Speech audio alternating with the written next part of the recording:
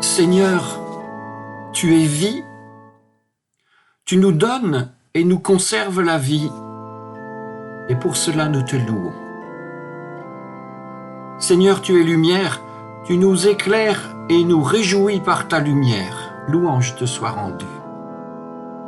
Seigneur, tu es joie et tu nous donnes de partager ta joie. Louange à toi. Seigneur, tu es espoir. Tu traces et prépares nos sentiers. Nous te louons. Seigneur, tu es amour. Tu nous permets de vivre dans l'amour. Et pour cela, nous te louons. Amen.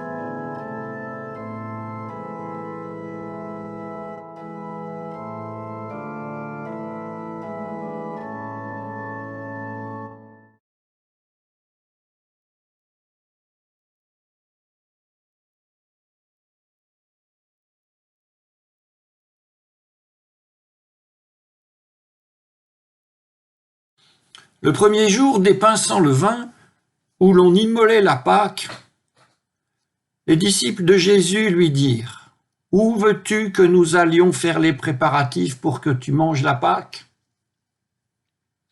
Et Jésus envoya 2 de ses disciples en leur disant : « Allez à la ville, un homme viendra à votre rencontre, portant une cruche d'eau, suivez-le. Et là où il entrera, dites au propriétaire : Le maître dit : Où est ma salle où je vais manger la Pâque avec mes disciples ? Et lui vous montrera la pièce du haut, vaste, garnie, toute prête. Et c'est là que vous ferez les préparatifs pour nous. Les disciples partirent et allèrent à la ville. Ils trouvèrent tout comme il leur avait dit, et ils préparèrent la Pâque. Le soir venu, Jésus arrive avec les 12. Et pendant qu'ils étaient à table et mangeaient, Jésus dit : « En vérité, je vous le déclare, l'un de vous va me livrer, un qui mange avec moi. » Pris de tristesse, ils se mirent à lui dire l'un après l'autre : « Serait-ce moi ? » Et il leur dit : « C'est l'un des 12 qui plonge la main avec moi dans le plat. Car le Fils de l'homme s'en va selon ce qui est écrit de lui. Mais malheureux l'homme par qui le Fils de l'homme est livré. Il vaudrait mieux pour lui qu'il ne soit pas né, cet homme-là. »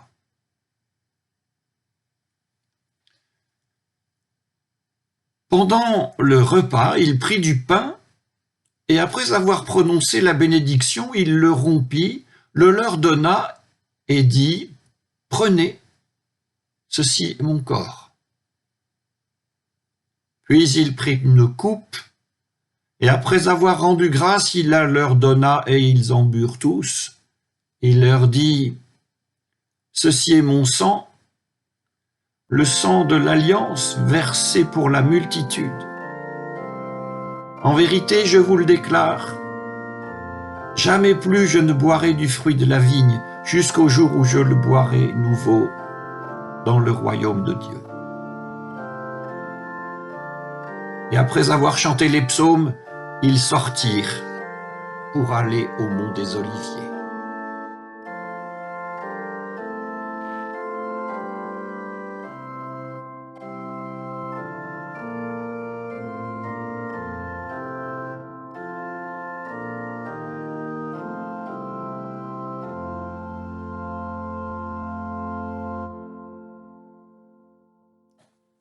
Nous sommes des lecteurs de la Bible et en tant que tels, nous sommes observateurs du paysage religieux du Proche-Orient ancien.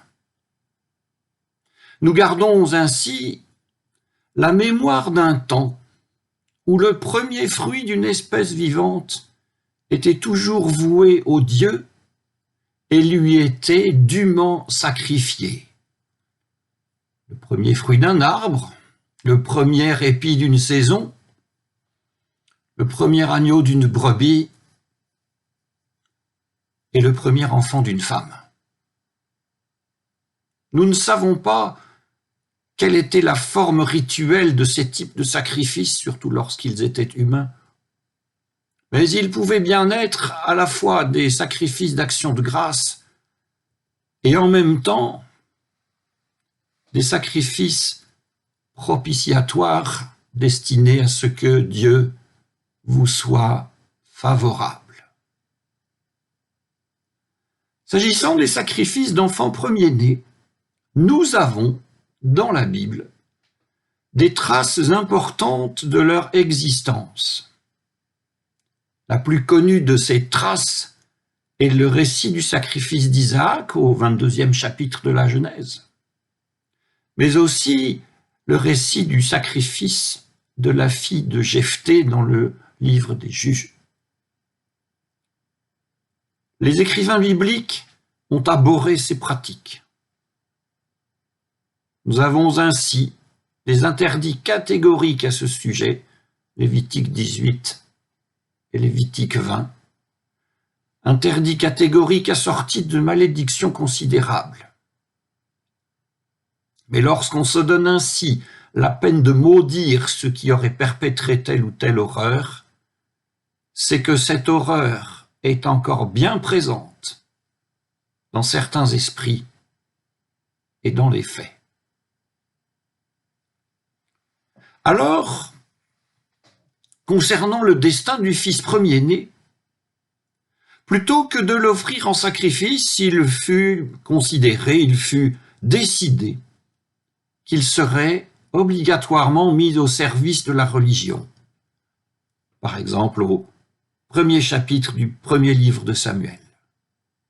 Et même cette forme de don fut remplacée progressivement par un don particulier fait à la religion et rachetant l'enfant. Ces manières de faire, qui faisaient accéder à la prêtrise des rejetons d'à peu près toutes les familles, furent concurrencées plus tard par un mode de succession familiale et clanique à la prêtrise. Un petit nombre de familles ayant acquis le monopole du culte, vous pouvez penser que ces gens-là étaient tout à fait favorables au rachat pécuniaire du premier-né, car ce rachat, en plus de les enrichir eux, leur permettait de bien rester entre eux dans leur monopole. Ajoutons encore que suivant les moments de l'histoire d'Israël, le nombre des lieux de culte fut variable entre beaucoup et un seul. Mais le culte restait partout un culte à sacrifice. Il y a quelque chose aussi qui demeura pendant toute l'histoire d'Israël, c'est la présence autour des lieux de culte de personnages inspirés, prophètes, qui allaient toujours poser les mêmes questions à leurs contemporains. Sacrifice, pour quelle raison? Adressé à quel Dieu? Dans quel but? Et dans quel état d'esprit? Des prophètes parlaient donc, Parfois, il se disputait avec les dignitaires du culte. Parfois, mais rarement, les propos des prophètes changeaient des cœurs. Mais le plus souvent, elles ne changeaient pas grand-chose de ces paroles, mais elles leur survivaient. Parfois aussi, ce sont les événements qui parlaient à la place des hommes et qui interrogeaient. Par exemple, quand il n'y a plus de temple, que peut-on faire? Que peut-on sacrifier? Comment? Où et à qui? Quand on vit définitivement loin du pays des ancêtres, que peut-on faire en matière de culte? Ces questions furent posées déjà au moment de l'exil, vers 585 et années suivantes, avant Jésus-Christ.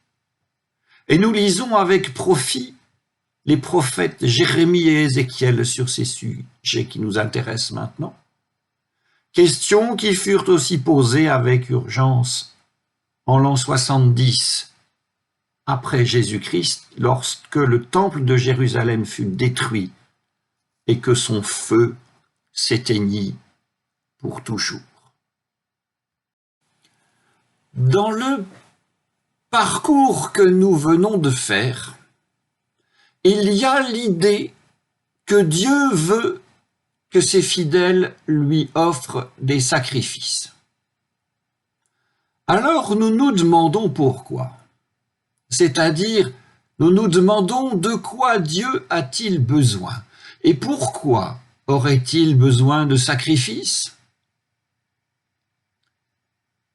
Eh bien, l'odeur de graisse qui brûle était réputée avoir le pouvoir d'apaiser le courroux de Dieu et donc de le mettre dans de bonnes dispositions vis-à-vis de celui qui sacrifiait.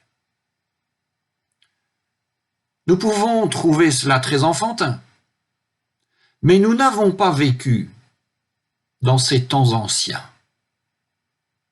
Nous pouvons aussi considérer que la religion était l'outil de domination des prêtres sur les peuples. Affirmer donc que ce n'est pas Dieu qui avait besoin de sacrifices, mais plutôt les prêtres. Nous pouvons aussi dire cela. Mais une fois encore, nous n'avons pas connu ces temps-là. Notre monde n'est pas structuré comme celui des temps anciens. Nous ne savons pas de quoi les fidèles eux-mêmes avaient besoin, mais nous savons qu'à tout propos l'on sacrifiait. Et nous ne comprenons pas que ces gens-là aient toute leur vie durant accepté de consacrer des parts si importantes de leurs produits, de leur production, au service d'un culte qui nous est si opaque.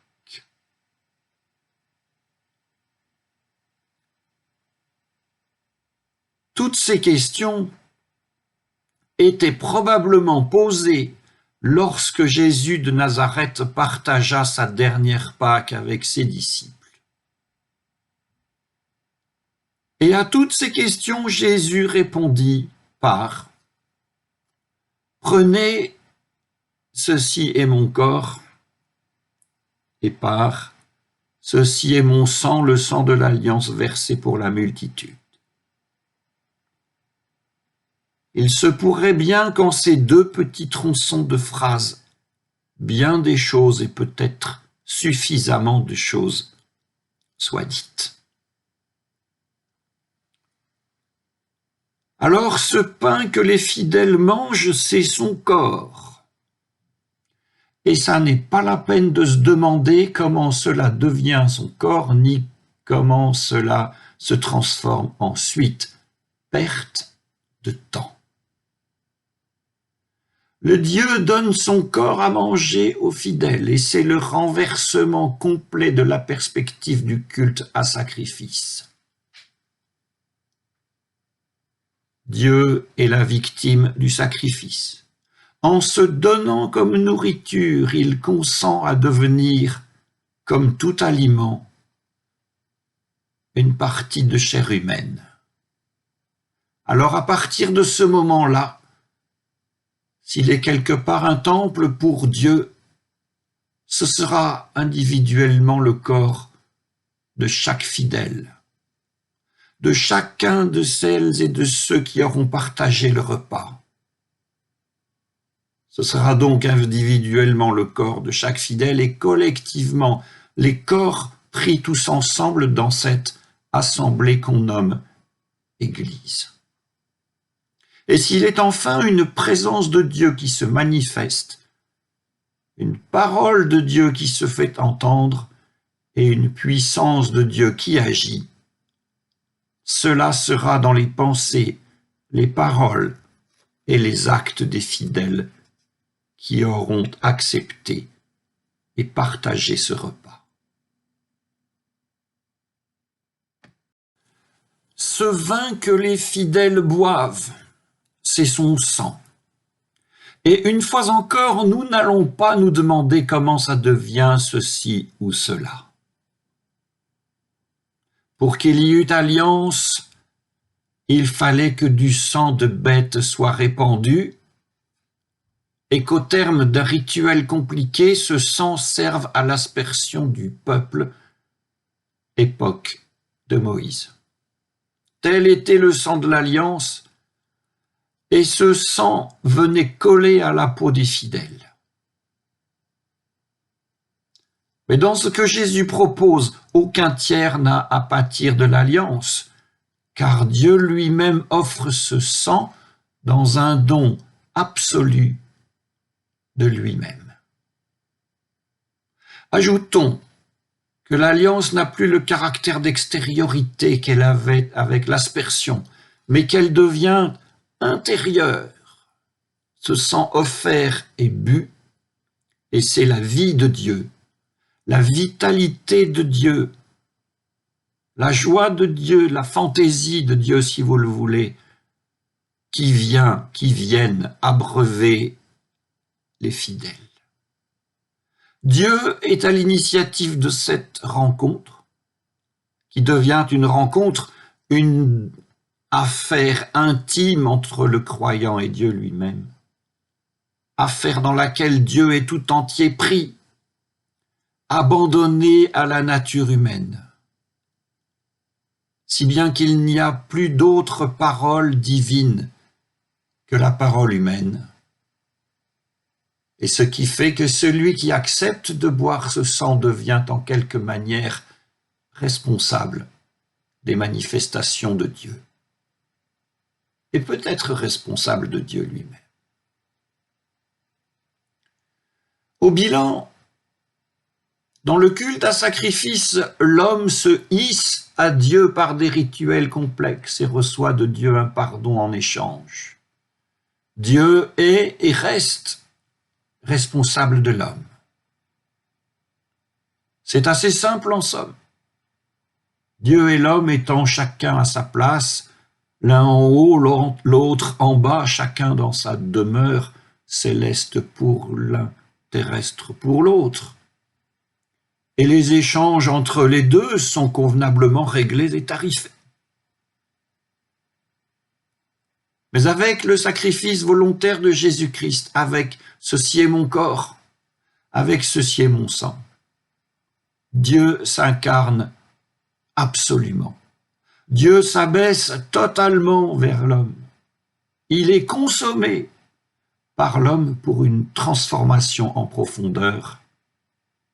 Il devient absolument et totalement chair humaine, et tout cela pour que l'homme vive.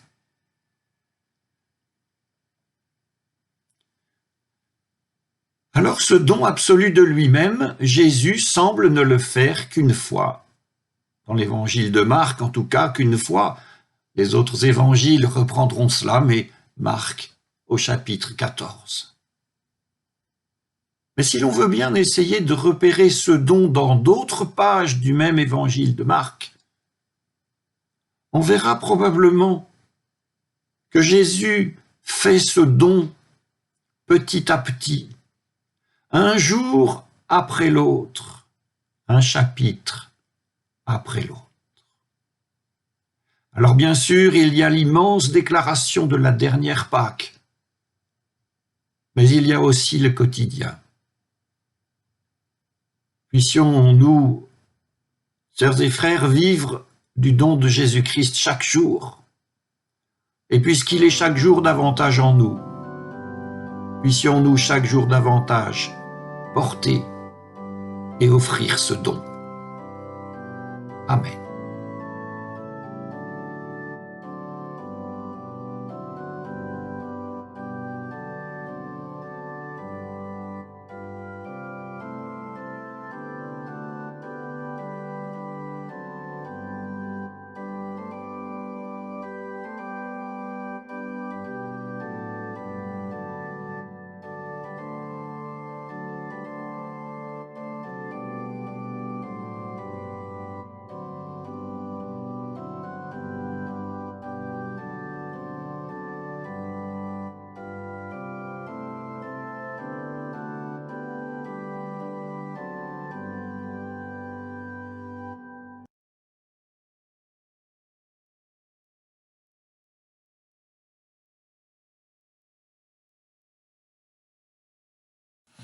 Ô notre Dieu, merci pour tout ce que nous avons de bon dans notre vie, même si nous ne savons pas toujours l'apprécier.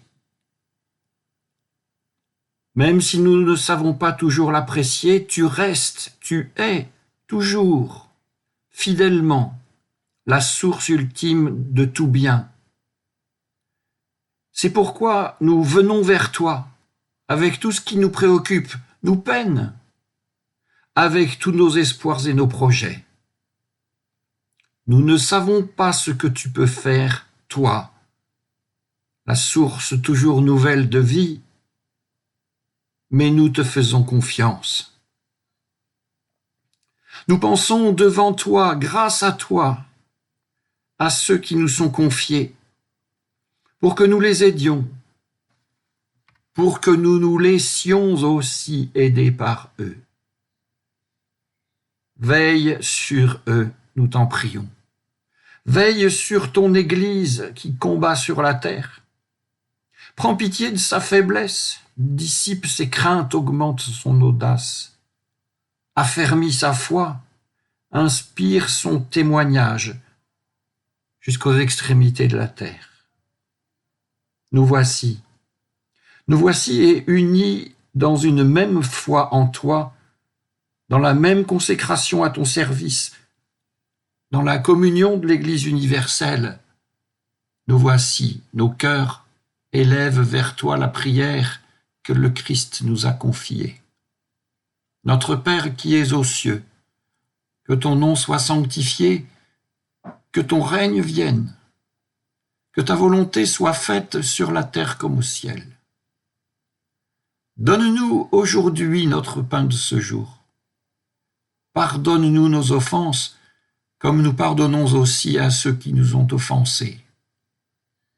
Et ne nous laisse pas entrer en tentation, mais délivre-nous du mal, car c'est à toi qu'appartiennent le règne, la puissance et la gloire, pour les siècles des siècles. Amen.